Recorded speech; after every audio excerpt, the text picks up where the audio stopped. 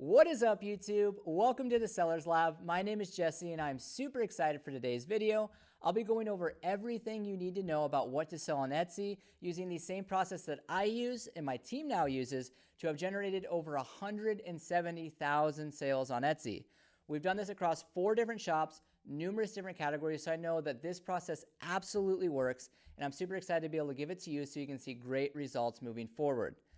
What I do in a nutshell is I reverse engineer every aspect of selling on Etsy so that I'm able to obtain the maximum amount of results no matter what category I'm selling in. So imagine this. Let's think through it for a minute. Imagine if you were able to grab any category on Etsy and you were able to pull out all of the best-selling items inside of that category. Then you were able to create a similar product for each and every one of those best-selling items that sold just as well, if not better than the competition.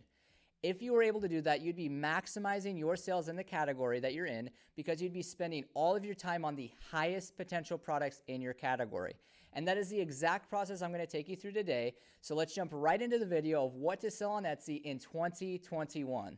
All right, let's jump right into the process. So the first thing you need to do when deciding which items to begin selling on Etsy is you need to choose a category to begin selling in. So when choosing a category to sell in, there's always 2 pieces of criteria I'm looking at first and foremost. The first one is there a demand for that specific category on Etsy? Are there actual buyers looking to make purchases inside of the category I'm looking to sell in? If yes, the next component is there a wide range of different items within that category that those buyers are making purchases on? So you think of each category as its own market. And is there a bunch of little sub-markets to that market? So I want to make sure that yes, there's a demand for this category on Etsy. And then second, there is a wide range of items that I can begin selling in. So if it has those 2 pieces of criteria, you know that that category has good potential moving forward. And I have think 4 different examples of categories that would be what I would consider good categories to begin selling in on Etsy, and I'll give reasons why as we look at them. This does not mean that it's limited to these 4 categories. There's dozens and dozens and dozens of categories to sell in on Etsy that would create just the same amount of success. It's just these are examples of where it meets the criteria. I'll let you do your own research on top of this to decide on what category is right for you, just making sure it checks those 2 pieces of criteria, which is there a demand for the category you're looking to sell in, and is there a wide range of items you can sell within that category to those buyers? So the first example of a category that has good potential and it meets both components of that criteria is women's t-shirts. And the reason why women's t-shirts is a good example is because first and foremost, yes, there's a demand on Etsy for women's t-shirts. There's a lot of people looking for women's t-shirts. The second component is there is a wide range of styles and designs and sayings and all this different stuff for these shirts that people are specifically looking for on Etsy. So it's not contingent upon one specific shirt selling. It is across the board. There is dozens and dozens, if not hundreds, of different designs that you could sell today on Etsy with t-shirts. So that makes this a good category to begin selling in. The second example I have is with these dangle or drop earrings. So there is a good amount of people looking for this style of earrings on Etsy.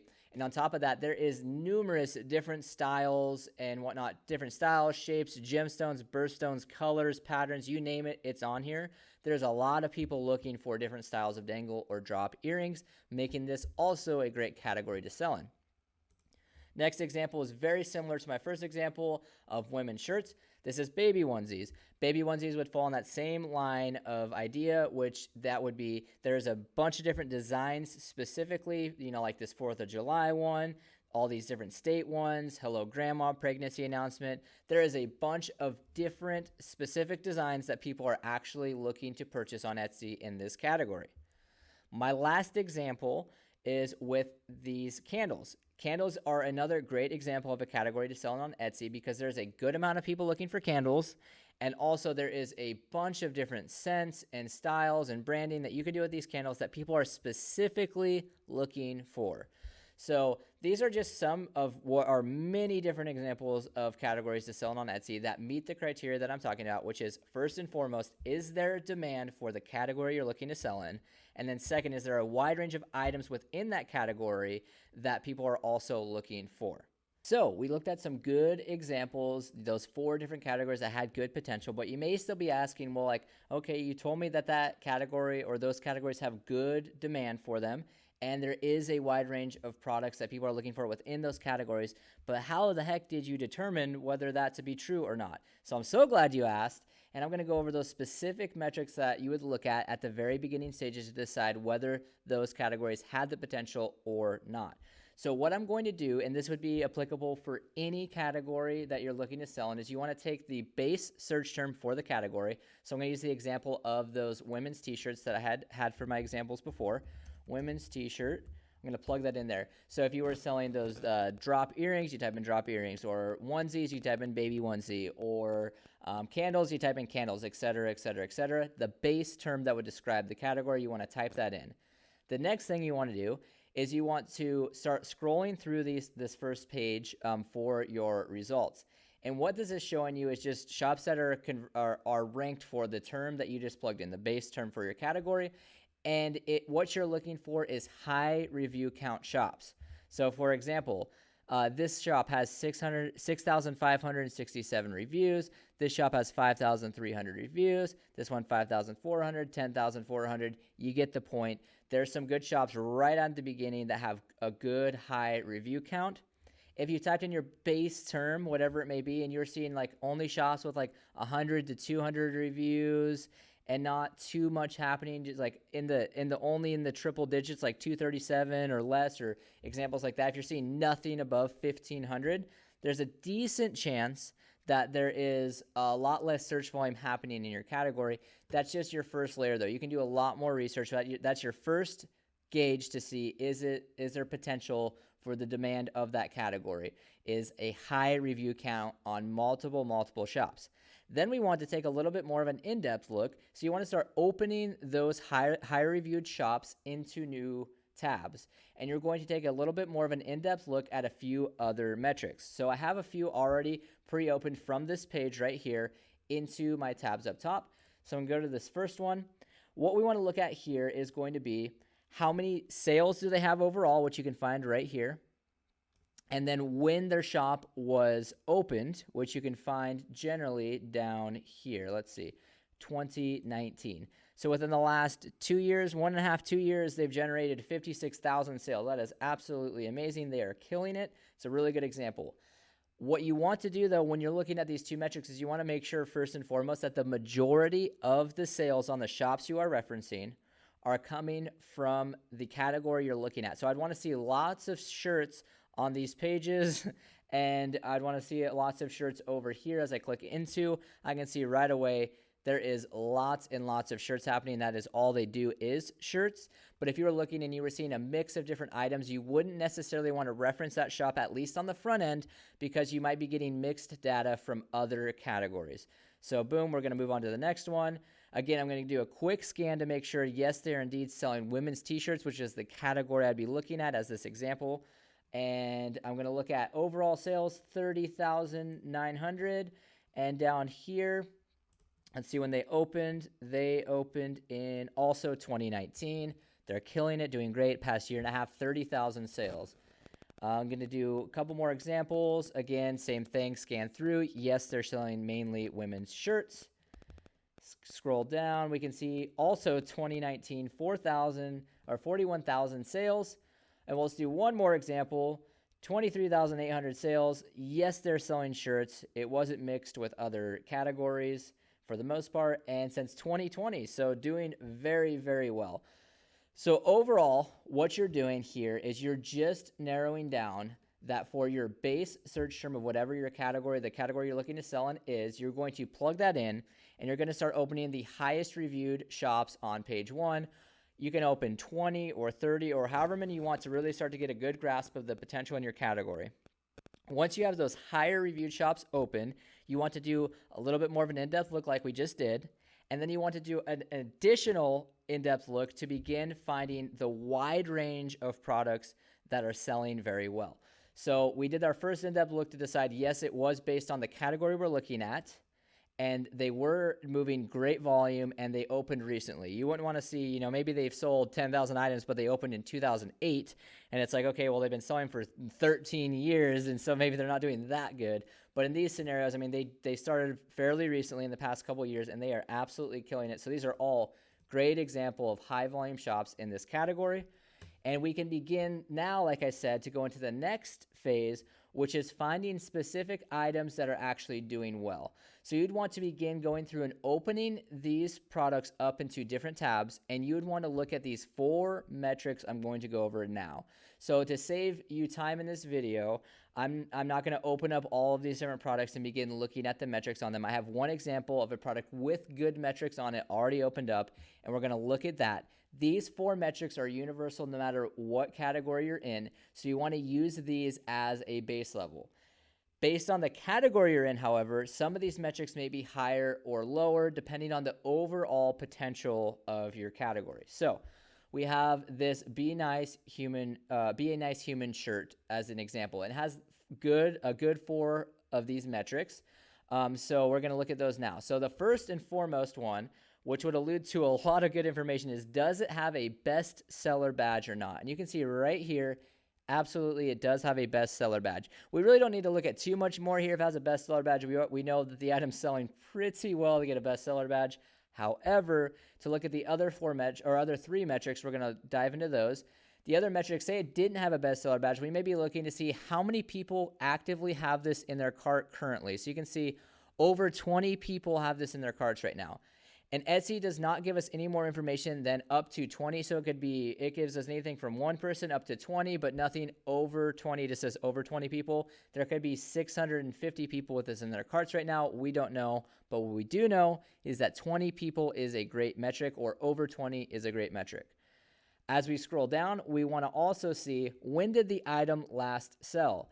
So you can see that information right here. It says listed on blank date, and you can see it was listed on April 17th. Today is April 19th. So you can see it's been 2 days since it sold last. So that's not bad overall. Definitely good. If it's moving one every 1 or 2 days, wonderful. That's a great product for your category. And then how many favorites does it have? This one has 2,300 favorites, which is also great, which is showing there is demand for this product specifically.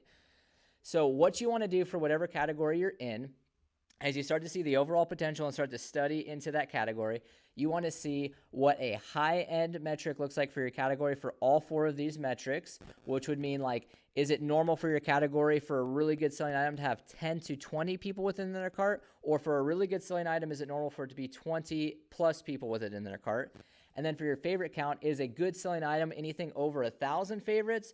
Or is it anything over 200 favorites? Or is it anything over, 3,000 favorites? I don't know what it may be for your category, but that is my piece of homework for you, is to see what a high-end metric looks like for your category so that you know these are the best of the best in regards to products to sell on Etsy in that category. So once you can really grasp these 4 metrics in your category, does it have a bestseller badge? How many people have it in their cart? When did it last sell? And then how many favorites does it have? If you can get a real good feel for what good 4 metrics look like for your category, you'll be able to really find those best-selling items fairly easily. So this is the full-on manual method. This is me taking that base term, me plugging it in, and really starting to get a feel for those top-selling shops and really understanding the potential of the category, and then looking in listing by listing to see, is there a wide range of different products in this scenario? Is there a wide range of different shirts? Like, is there giraffe shirts and this rainbow shirt and the Sane shirt and the sunflower shirt? Like, are there different terms that people are using to find different styles of shirts?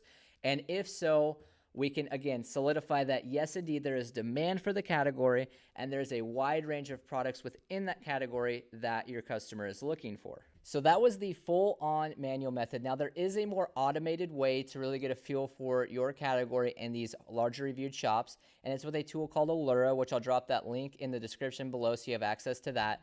But with Allura, what's cool is you'd still want to go through the process and open up all of those shops with those high review counts in your category, and you'd want to go into them. So I kept one of them open as an example here.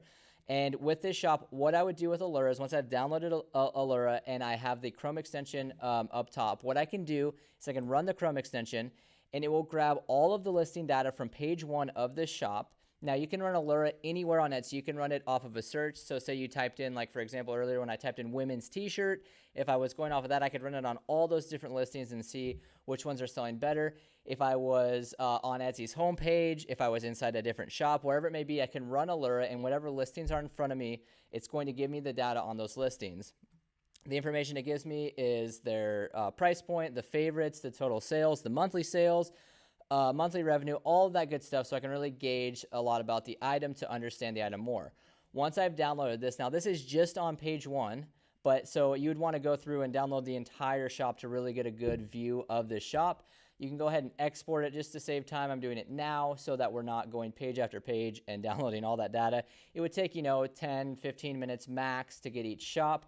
It is well worth it to really identify those top moving items.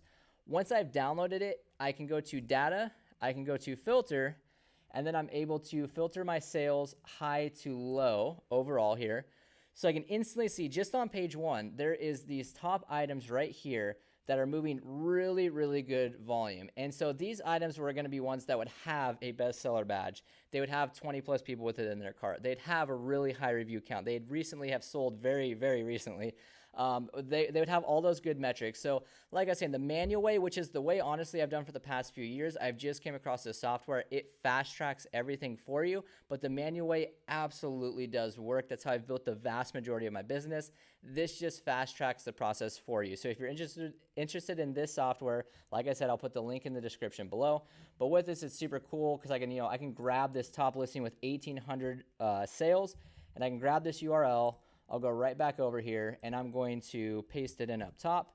And it's going to take me directly to that listing that had 1,800 sales on it. And I can see, like I said, it has a bestseller badge, 20 plus people with it in their cart. It last sold today, 2,000 favorites. So you can really see this item's doing extremely, extremely well.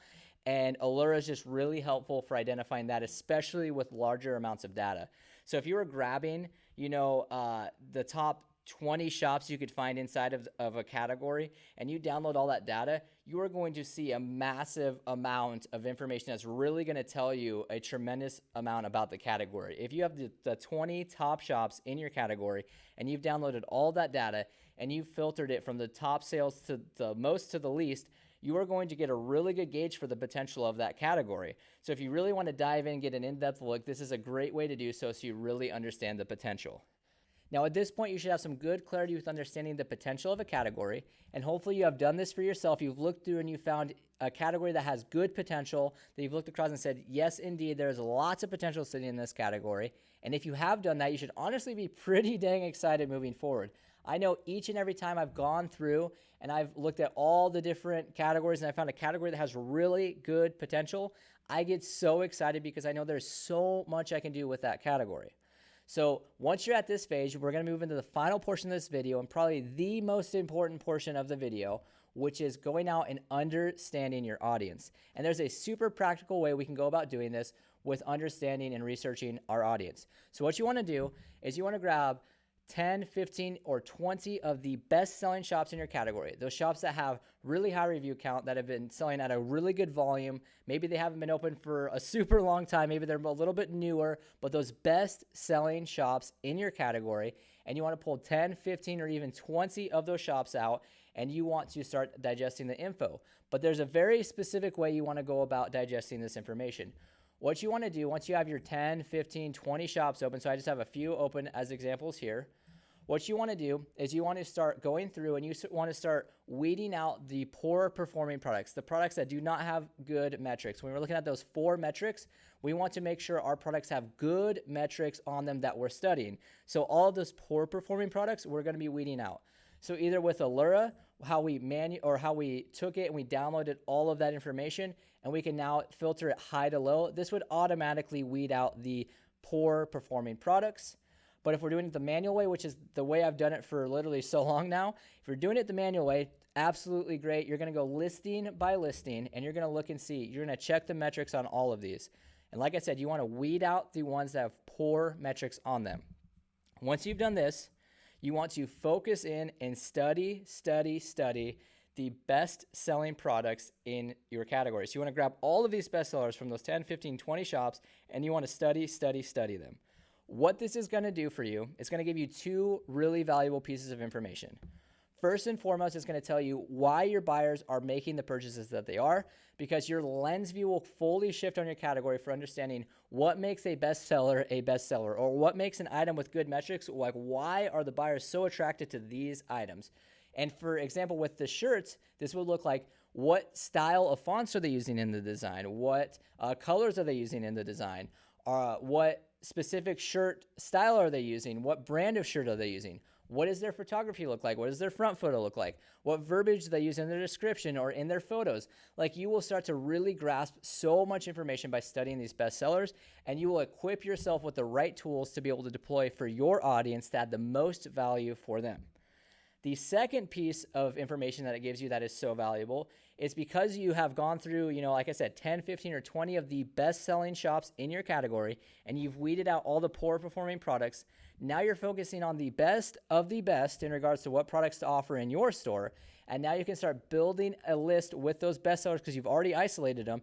You can build a list of best-selling product after best-selling product after best-selling product to then offer in your store.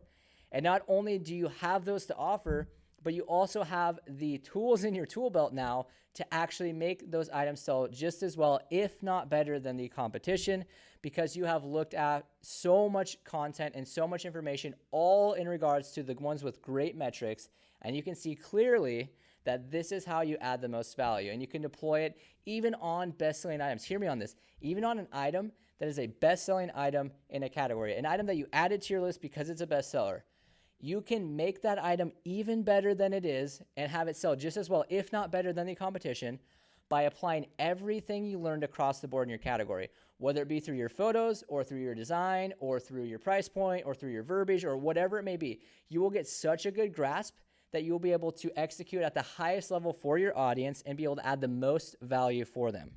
And this is exactly how, I've been able to run 170,000 sales on Etsy, is doing this exact method. It is studying the best sellers in a high potential category and really figuring out how can I add more value for my audience through what they're telling me, through where they're making their purchases, not where I assume or where I think. It's purely based on exactly what they're telling me through where they're buying. So hopefully this video added a tremendous amount of value for you, and you got some good clarity on how to select a category with good potential, how to then study the category and really build a list of high potential products to sell in your store, and really how to add the right value for your customers in those products. So in our next video, I'm going to be going over everything in regards to actually listing these products. Now that you've found a category and you've built a list of high potential products, we're going to go into everything with listing those products, everything with SEO, everything you need to know about actually getting those products up and running and in front of those buyers. So hopefully, like I said, this video added a tremendous amount of value for you. If you haven't already, smash that subscribe button, get connected, because there's a lot more videos coming your way. Thank you so much, and I look forward to making more videos for you.